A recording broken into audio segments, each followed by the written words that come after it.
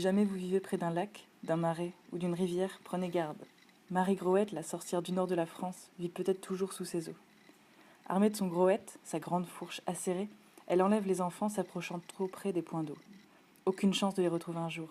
Elle les entraîne dans sa grotte sous-marine pour les manger, de jour comme de nuit.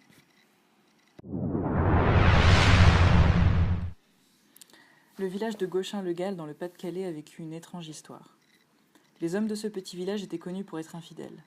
Or, pour alerter les femmes de ces aventures extra-conjugales, une pierre presque parfaitement ronde roulait à la porte de la femme trompée et frappait 2 coups pour l'avertir.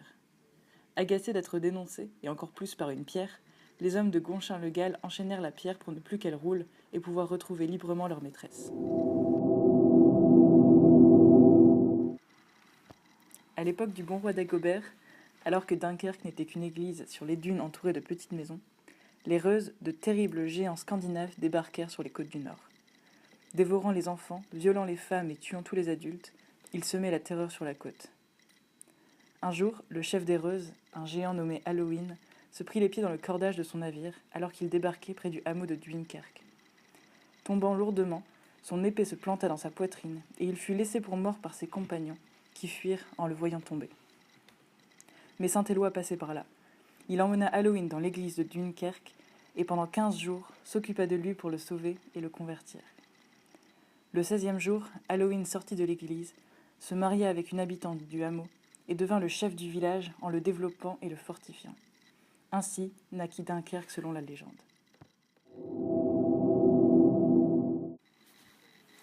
Toujours à l'époque du roi Dagobert, un vaisseau sans rame, sans matelot, est aperçu le long des côtes de Boulogne-sur-Mer après une nuit de tempête.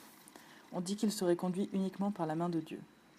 Dedans, une statue de la Vierge a été déposée, statue qui se met à parler pour demander l'édification d'une église. Après avoir construit le bâtiment, on venait de toute la France pour y admirer la statue. Adorée pendant des siècles, elle a été détruite pendant la Révolution. Il ne reste aujourd'hui que la main.